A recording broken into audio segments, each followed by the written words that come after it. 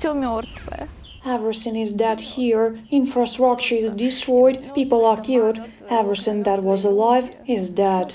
Все, что было у нас живое, все мертвое. This is how Katerina recalls her last days in Mariupol before leaving. Since the start of Russia's full-scale invasion, the woman had been in the city for almost 100 days. For the first few weeks, she lived in the basement. She went out only to check her apartment on the 5th floor. Katerina saw how her neighbors were killed by shell fragments when they were cooking on the fire. They remained to lie at the central entrance of the building, and every time I had to jump over their corpses with my belongings. 3 months of hell and fear, many hours of ceaseless shelling and airstrike.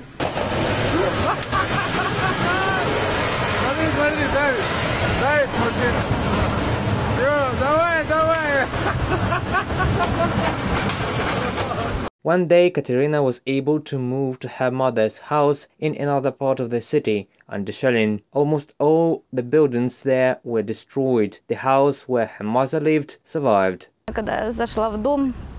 When I entered the house, I called my mother. I was very afraid that there would be such a dead silence and that I would see the worst.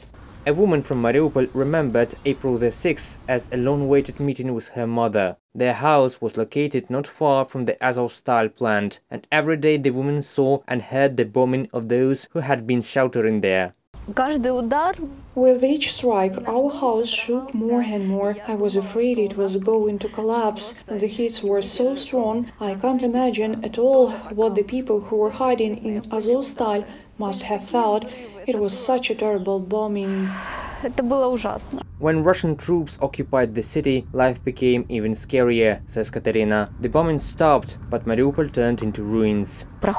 You walk through entire neighborhoods and everything is empty, and there are no people anywhere. They are either killed or managed to leave or move to their relatives. A lot of empty yards, just a hot city. Piles of debris and burials in the middle of the streets are everywhere. Katerina required the help of many people, both volunteers and city authorities who are in the controlled territory, to get out of the dead city. When she managed to leave, the war caught up with her near Vasilievka. The bus came under heavy fire. Katerina and her mother lay in the field on the cold ground until morning. I'm still there, I'm not here, and I'm afraid that mentally I'll stay there for a long time. My point is that you can't hide from war, you can only run away from it. According to the city mayor Vadim Boychenko, there are still about 100,000 people in occupied Mariupol. Reported by Pavlo Shtelmach, Nadia Sukharukova, UATV News.